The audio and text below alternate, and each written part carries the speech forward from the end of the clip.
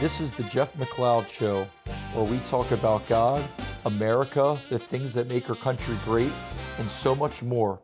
Good afternoon, everybody. Welcome back to the Jeff McLeod Show. So we're going to continue with uncovering Mikie Sherrill, part 2. So let's begin. So last podcast, if you remember right now, we talked about abortion and Mikie Sherrill's stances on abortion. We also talked about Mikie Sherrill's stances on transgenderism and her stances on taxes. And we said Mikie Sherrill would not rule out raising our taxes. She was very pro-abortion, and she is pro-transgender. She's endorsed by all these different LGBTQ, A, B, C, D, E, F, Gs, and they all support her and give her money. So therefore, she is not pro-nuclear family, and she's okay with the just the dissolvement of the nuclear family. So we talked about how she's radical with abortion and is bad with taxes and bad on transgender issues like biological men competing in female sports. Today we're going to talk about her stance on the environment and a couple other stances that she has as well. So first of all, she supports the Mitigate Methane Now Act. She sponsored and supported this House legislation that aims to reduce climate change contributions by upgrading or replacing old gas infrastructure. I'm not against that. Obviously, we've had to update lead pipes in the United States. There are also some pipes that were designed during World War II that were incredibly cheap and soft, and they have to be replaced. So I'm not against that. However, it depends how much it costs, and it depends how much methane leaks are really a problem. I would have to do more research on that. So she wants to update the methane, the old gas infrastructure, which to me, that's not a terrible thing as long as it doesn't raise prices substantially and as long as homeowners don't have to pay it out of their own pockets. Next, she also supports the Paris Agreement and Climate Act legislation. So she co-sponsored the H.R. 9, the Climate Action Now Act, which would require the U.S. to maintain commitments under the Paris Climate Treaty. We're going to discuss how crazy the Paris Climate Treaty is and why it was important to withdraw from it. So I know during President Trump's first term, he withdrew from it. President Biden went right back into it as soon as he became president again. I'd assume we withdrew it from it again during President Trump's second term in office. So the problem with the Paris Agreement and climate action and the Paris Climate Treaty is that it requires some first world nations to pay the majority of the expenses to reduce emissions around the world when the main perpetrators aren't really doing much at all to resolve the issue. So currently, just by statistics, and this can be fact checked, around 30% of the world's emissions come from China. About 11% come from the United States, and about 7% come from India. India's emission rates are sharply rising. China's also are rising, and they're at 30% right now of the world's emissions, and the United States is declining slowly at 11%. So first world nations that are producing cars and they're producing automotive power, they're producing tractors, they use coal, that's obviously going to increase the amount of emissions that are emitted. Okay, it's a little bit of redundancy, but that's the case. So China is doing nothing right now to curb their emissions when they're the biggest culprit. And the United States, we're putting a lot of our money into reducing our emissions, but it's causing the prices of goods to rise. So Mikie Sherrill, what she wants to do is she wants to make New Jersey a green state. It might sound good on paper, but what's going to happen is our prices are going to rise exponentially. We already have some of the highest housing prices in the United States. I believe we're top 10. We have some of the highest property taxes in the country. She's talked about raising sales tax, and now adding just green bills on top of that is going to make New Jersey even more inaffordable, and you're going to have more and more people move out of New Jersey. There's a reason people are moving out of our state at an extremely high rate, and it's because people can't afford to live here. And a lot of liberal governors will say, okay, let's raise minimum wage. What does raising minimum wage really do? Raising minimum wage causes the prices around to increase. For instance, to get, I know McDonald's has a deal now, but McDonald's, to get like a Big Mac a couple months ago, a Big Mac meal, it was $10, $11, $12 when it used to be $5, $6, $7 when I was growing up as a kid. So prices, when minimum wage doubles over essentially like a 7-year like a 7-year period, the surrounding prices will double as well. And you're seeing that with the prices of our food in our state. So, and the prices of just everything, utilities, taxes, you see it rise dramatically. So adding a green bill on top of it is just going to make our prices go through the roof even more. So the Paris Climate Treaty also required that certain nations pay about $100 billion a year to remediate emission efforts. They want to decrease these emissions. And I don't think it's wrong to take care of our Earth. I believe we shouldn't litter. We shouldn't be dumping waste into the ocean. We shouldn't be letting toxic materials go into our environment. A few years ago, no one ever talks about this. There was that massive spill, like not radioactive spill, but that massive spill that just infected much of Ohio and Pennsylvania. I believe it was mainly Pennsylvania. And nobody really talked about that because it wasn't in the Democrats' agenda when Joe Biden was the president. But that was a big deal. Those were very harmful substances, and that needed to be remediated and fixed. So I think that is a bigger deal actually than the amount of emissions that our cars have, right? The bigger deal is making sure we don't pollute, we don't have plastic in our water that's killing animals, that we make sure we're not dumping waste in the ocean, whether it's toxic waste, whether it's just water runoff that's dirty from cities, and we don't have any sewage in the ocean. Those are big deals. So I think that's what we should focus on as a country and not on the emissions, because you realize, so Mikie Sherrill, that even if you reduced all car emissions around the globe to zero, you still have volcanic eruptions, which volcanic eruptions have a crazy amount of carbon emissions that are released into the atmosphere every time a volcano explodes. So controlling emissions, carbon emissions, and making sure you have a low carbon footprint, it's practically impossible considering natural phenomena. Next, another problem with the Paris Climate Treaty, it doesn't require the same out of every single nation.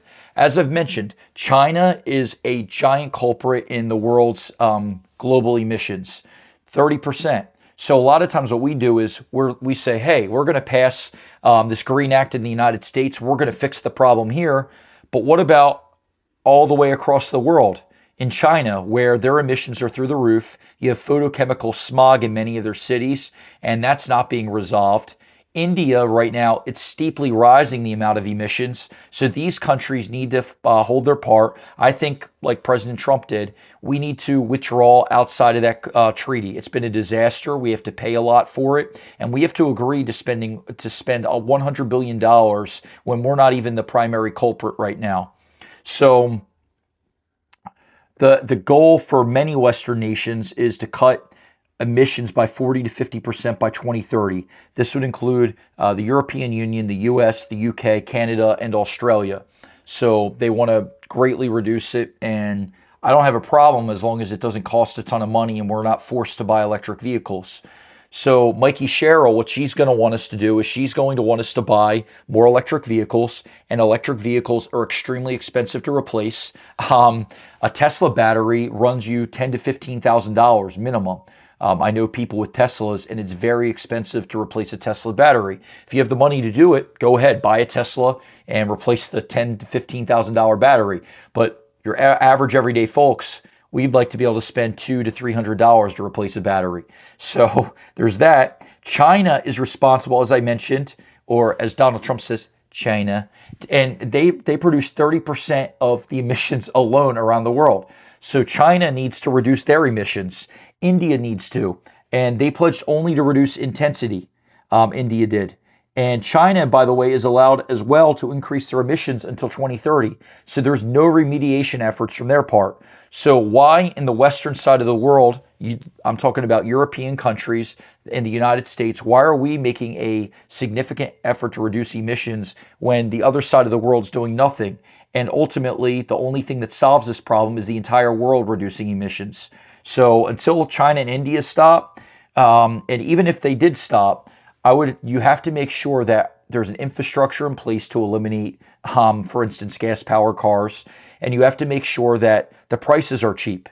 So forcing people to buy electric cars, that's not the way to go because it's expensive. Forcing people to have solar panels everywhere, Eventually, the solar panels are going to create more waste than everything else ever did, right? In 50 years, when they're expired, they no longer work, and you have to throw them all to the dump. So there are serious issues even with renewable energy. Wind turbines. How many of you, if you've been through the Midwest, you've seen wind turbines and they're not even working, and they're very inefficient. They don't produce much electricity and they break easily. So right now, renewable energy is not super effective. And really, we're not doing that much to save the environment when you have volcanic eruptions and you have other countries that aren't doing their part. This is a giant financial burden, as I said. Funds often go to inefficient or corrupt programs, so there's no regulation of where this $100 billion a year goes to. So over 10 years, that's $1 trillion. That is a lot of money. It's $10 billion. It's $1 trillion. That's a lot of money. So $100 billion is a lot. It's effectively a wealth transfer from Western taxpayers. So we are footing the majority of all these green bills, especially the Paris Treaty, and we shouldn't have to do that. China, classified as a developing country, could potentially receive, and even though it's the world's second largest economy, it could receive aid. China shouldn't be receiving aid. They should be, as the world's second largest economy, reducing emissions themselves if they truly cared, which they don't. And I don't think we should care as much in the United States as we do. Many Western nations have already cut emissions substantially since 1990. The UK has reduced emissions by 40%, the European Union has reduced emissions by 30%, and the US has reduced emissions by 15%. So in a giant economy, the EU is pretty sizable. The United States is very sizable. Between those two areas, those regions, that's a pretty sizable reduction. And it's like we're first world country, so we're producing cars. Volkswagen is in Germany. That's an EU country. We produce Ford, Chevrolet, and other motor vehicles as well. So the fact that we're reducing it and putting our part in, that's difficult with a country that produces as many cars as we do. China's emissions doubled and India's tripled since 2000. So this is what people ask. Why should nations that already cleaned up be punished further while heavy polluters get exemptions? That's my whole entire premise, and that's why I believe we shouldn't be paying into this Paris climate treaty. We need to pull out like we already did, and we need to stay out and not touch it with a 10-foot pole, and realize that other countries have to pull their fair share, their weight. And even if they do, we have to have a plan in place, a sustainable one, where we could move to electric, and our power grids would be able to support it. People would be able to afford the vehicles, because what could happen is we could end up being in a place where only the rich elites in our country are able to travel. So we don't want to get to that point. So meeting the Paris goals means phasing out coal, oil, and gas, higher energy prices from green mandates. So Mikie Sherrill saying we need a state of emergency about utility prices. What about these higher energy prices from green mandates? That's going to cause these utility prices to skyrocket even further. So now all of a sudden you have to pay more for your car because it's mainly electric vehicles. There's a point, I know California discussed this, getting rid of gas-powered lawnmowers. And if you've run many lawnmowers, you know that the battery-powered ones, they have their faults. They're not as strong, and you have to recharge the battery all the time. Thirdly, it's going to increase the cost of our utilities, because all of a sudden now she believes in having some environmentally friendly utility. So natural gas could get phased out. Propane could get phased out. It already is sort of getting phased out. So what do you move to? Do you move to something purely electric? You really can't, because the electric grid can't take that. So what do you do? And the only thing you can do is all you're doing is you're going to raise prices because there's going to be a high demand. So increased regulation on manufacturing and transportation.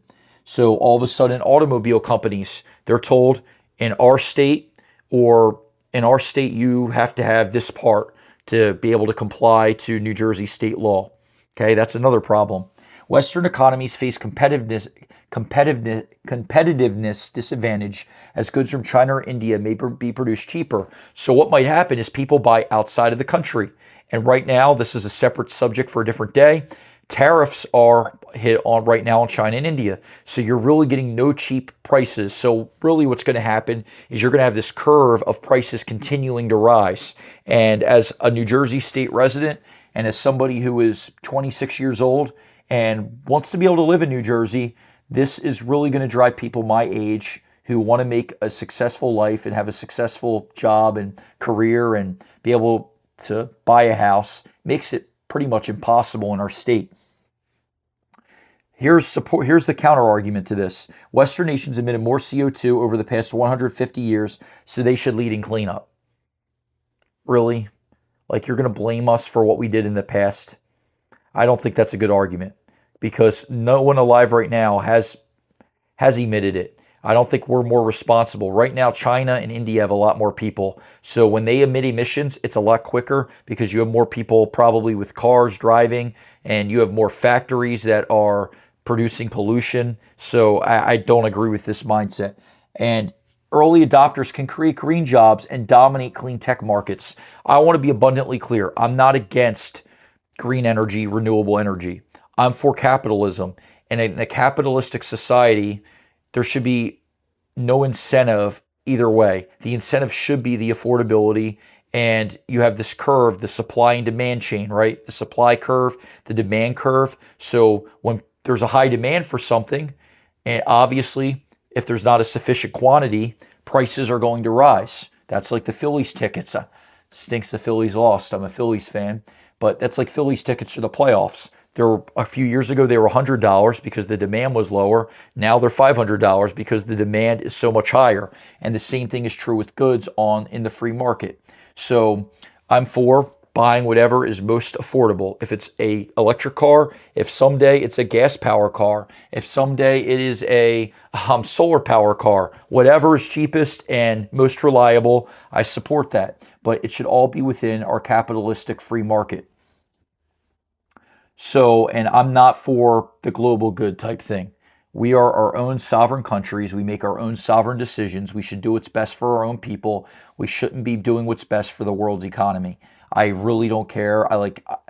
We give humanitarian aid all across the world already. So I am not like, oh, we're one world, we're one people. No, we have our own countries and we need to make the decisions that are correct for our countries. So moving on. So Mikie Sherrill, the whole reason I got off into that is she's very pro environment. And I also want to see data that suggests that these emissions are actually causing global warming and that the ozone layer is shrinking because of these emissions. I need correlation. It doesn't even have to be a causation study. If there's a correlation study, I'd be happy to read it. And one that's not biased, one that might be coming from an independent study where you could trust the research. So let's move on to the next big point, and it's immigration. So Mikie Sherrill has been very vague, like she has been with other issues. She has been with immigration. She's been extremely vague. So she says she supports our borders and people shouldn't be crossing. She says that. At the same time, she says that amnesty should be granted in her state. So amnesty, if you're not familiar with that, would give a pathway to citizenship for illegal immigrants. And I've been back and forth on this because there was a giant amnesty bill that was signed in 1986 under Ronald Reagan. It gave amnesty to approximately 3.5 million, mostly Hispanic Americans who had come here illegally, and many of them became citizens. So we are faced with a dilemma. And there's problems with both sides. Before I talk about Mikie Sherrill, I want to make my opinion clear. The problem on the right is how exactly do you remove millions and millions of illegal immigrants? How do you do that? And there's also a logistical dilemma and a moral dilemma as well that is on the table. So as a conservative, what I would say is, and as somebody who's worked in the landscape industry, if you removed every illegal immigrant, basically your farms would shut down, many restaurants would shut down, and there are many like different fields that would really struggle without having a illegal immigrant workforce. Now, the problems you have with that is that modern day slavery. I've talked about this in a previous podcast. I believe it could be because many of these people are being underpaid. They're being paid under minimum wage, and it creates a moral problem and an ethical problem additionally. So it's a real dilemma. So what I would say is people that are paying taxes and people that don't have a criminal record and are not on welfare, those people should stay, but they should have to get references from their bosses. Also, an additional cause could be people that are here where their countries are a mess. Maybe they could get asylum status where they're able to be here legally under asylum. So I know people can go to a port of entry if they're having struggles with their home country and they can seek asylum and apply. So maybe you go that route. But I just want to say there are logistical problems. The one thing we can do is seal the border.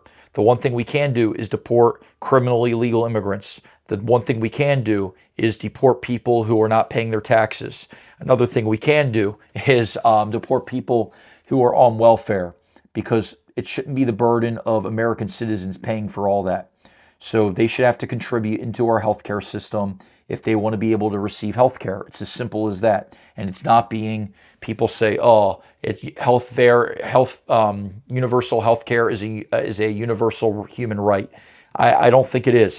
It's a right potentially to the people paying into it. If you're not paying into it, then it's not a right. It's what you pay for. So if you value it, pay for it, and then it's your right. If you don't value it, then, oh well, you don't have health insurance like it used to be. That's kind of how I believe. So here's what Mikie Sherrill said. She pushes for improved border security plus comprehensive immigration reform.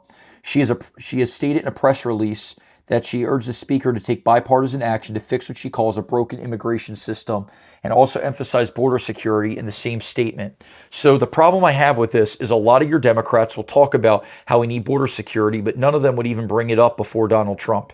Before Donald Trump came onto the scene in 2015 and became president in 2016, many of these politicians never even talked about illegal immigration. It was no big deal. And they basically, a lot of your Democrats view it as a way for people to come into the country, and they know the Democrats support them, so they know that they have a generation or several generations of illegal immigrants who become citizens, like bought off, right, for a certain political party. And that's wrong. So, and when I do believe a lot of your, for instance, Hispanics do have a hard work ethic, and I don't think many of them would even agree with the Democratic platform. They're not, most of them aren't going to agree with abortion. Most of them are not going to agree with some of the crazy stuff in our country, like LGBTQ rights and biological men playing in female sports. Most of them are not going to be for that, because many of them are Catholic. So the way the Democrats buy them is by giving them a pathway to citizenship, which is wrong. So they shouldn't be trying to buy votes by getting people that are illegal to come, people from other countries to come over here illegally. So she supports Dreamers, DACA, TPS immigration protection. So, which gives protection to those with temporary protected status. In her press material, she has characterized these votes as landmark bills to address key problems in America's current immigration system. So overall, just a summary I wrote down, she leans toward protecting certain immigrants who are already residing in the U.S. under statuses, for instance, people with asylum. And if someone, I'm for people coming over here with asylum, but if they came over during Joe Biden, I know from people who came over seeking asylum that there was very little vetting.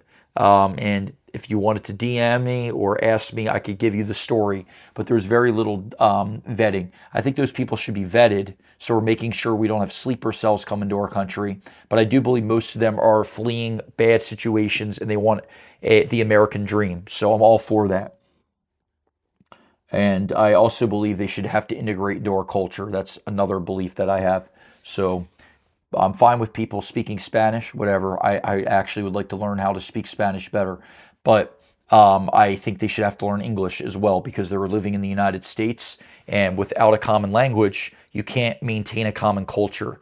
And you can't have a connection between different ethnic groups of people in a country with so much diversity. You need bonds that tie us together, and not, oh, diversity is our strength. That pulls us apart. We need to have common bonds. So Also, this is very telling. In 2025, she did not vote on the Stop Illegal Entry Act, right? And I'm going to tie this right now into her policy right now with voting. So there have been many people calling for voter ID. That's huge. The reason I think these Democrats, all these illegal immigrants coming into our state and coming into our country, is they want to receive votes from them in elections. It's as simple as that. Why would you vote no to the Stop Illegal Entry Act? Like, that should be common sense. A country is not a country without sovereign borders. You lose your sovereignty when you no longer have a established border. And that's what they want. They want us to lose our sovereignty. They want people to come in. And another issue that we have in our country that no one brings up is birth rates. The birth rates among whites is below 2. The birth rates in Europe is well below 2. The birth rates in South Korea is well below 2. What happens in that situation? You have a dying culture. So you have to let more people in that have higher birth rates. So many of your Mexicans, Mexican Americans, if you include them, they drive our birth rate up to 2.3. So they're looking for sustainability, and they know that their policies of not advocating for a nuclear family, not having children, that's going to bite them for years to come, because eventually they're going to die out. So they need to get another group of people to buy into what they're teaching so that they maintain authority and they remain in charge. So Mikie Sherrill voted no to stop illegal entry. That is, if that doesn't show you where she's coming from, I don't know what will. She also, going now into state access and talking about voter ID, voter laws, she spot back the For the People Act, which she also voted for in 2021, which includes automatic and same-day voter registration, okay, and alternatives to strict photo ID. So she doesn't want us to have strict photo ID. I don't understand that. There are only 3 to 4 countries in the world that do not require very strict ID. Most of them require photo ID, and these are the only ones that don't require photo ID or really any form of ID. The United States in certain regions, mostly the liberal states in our country. You wonder why, right? Australia and New Zealand. And then Norway is pretty weak. Sweden, I believe, might be a little weak as well, but they're stronger than the US and Australia and New Zealand. It's ridiculous that of all the free countries in the world, the US is one of 3 to require no photo ID. And I want to say this, it is a federal issue for federal elections. So I don't think the federal government should be saying we should leave this up to the states, because in federal elections, it directly impacts your vote for president, your vote for senators, your vote for House members. In at least the election for president, there should be some sort of strict voting laws, and you should require photo ID. And let me set this straight. If you're listening right now and you're buying into, voter ID suppresses the voting turnout, let me ask you this. What does it require to buy cigarettes? You guessed it, an ID. What does it require to buy alcohol? You guessed it again, an ID. What does it require to travel on an airplane? ID. Oh no, real ID. Okay, that's like several step ID. What does it require to, drive a car? Again, it requires ID. So for an individual, a politician, to say that, ID suppresses voter turnout in the inner cities, like minorities have a hard time getting ID to be able to vote, that's ridiculous. All these people have ID to buy cigarettes, to buy alcohol, to go on a plane trip, to drive a car. Why can't they show ID when they come and vote for an election? And it's as simple as that. The reason is Democrats want a ballot harvest in these inner cities, and they want to basically force people to vote that have no opinion about an election, who don't care. They're just trying to persuade them to their side. You saw this when President Obama would incentivize voting for him by giving out phones. This is, I think, in the 2008 election. This has been going on for a while. So I absolutely am for voter ID. And anyone that would say I'm against voter ID, you're against the whole entire free world, because most of the free world requires voter ID. It does not suppress turnout. And in fact, it actually makes people believe that their elections are secure. And I think both sides would want to see that. So she voted as well, going back to Mikie Sherrill, for the John R. Lewis Voting Rights Advancement Act, which restores pre-clearance. Certain states and localities would need federal approval before changing voting rules. So they would need federal approval, yet you're saying that this is a state issue about elections. It makes no sense. You're speaking out of two sides of your mouth. Next, she opposed the GOP SAVE Act. She voted no and called it an extreme voter suppression bill. It would require proof of citizenship. If this doesn't tell you where many of these Democrats are coming from, namely Mikie Sherrill, about election integrity, I don't know what does. They can cry all they want. Oh, Trump and Russia, Trump and the Russian hoax. But in reality, what they're doing is they're creating a system in the United States where there is no secure elections because you're not requiring photo ID. You're not requiring proof of citizenship to prove that somebody is legally here, a legal resident. In fact, it was proven last week, a man in Maryland, he was arrested and it was shown that he was an illegal immigrant who voted in a federal election. That is completely unacceptable as an American for some outsider to be voting in an election. It's not Russian interference, it's illegal interference. That's what these Democrats are allowing in our states. And if it happened in Maryland, you're not telling me it didn't happen in California. It didn't happen in New Jersey. It didn't happen in Oregon and Washington, which almost use exclusively mail-in ballots. Countries like France, they've conducted studies that show that mail-in ballots are the most fraudulent ballots. Why? Because it doesn't require ID. It just gets mailed to a certain address with someone that is a supposed voter. What if that individual died? Our voting records, our voting rolls, and are not up to date. There are many dead people that are on those voter rolls. I have people that I know that received ballots for their deceased relatives and deceased individuals. I know somebody who's in our country legally but is not a citizen, and she's working with people who are illegal, and they say, we vote in the elections all the time. And I'm in a pretty conservative county in New Jersey. Is that what we really want? Is that what we really want? It's what the Democrats really want. It's what Mikie Sherrill really wants. She wants an unfair election, and she wants her country to become this just country that's full with no borders, and we're living in this one world, utopian society. That's what they want. They want to remove our American nationality. They want to remove our patriotism, and they want us to become one world order. Are we really going to let that happen? So before you vote in November, it's coming up. Maybe you're undecided right now. I'd like you to hear this loud and clear. Do you want higher taxes? Mikie Sherrill didn't rule it out. If she didn't rule it out, that means she's going to raise taxes because everybody campaigns on lowering taxes. She is not against biological men competing in women's sports. Okay, she's endorsed by almost every LGBTQ, A, B, C, D, E, F, G, all the way to Z. She's endorsed by them. She is very pro-abortion. She would not vote to save a child's life. She wouldn't vote to prosecute a doctor who allowed a child to die if the child was somehow survived the abortion.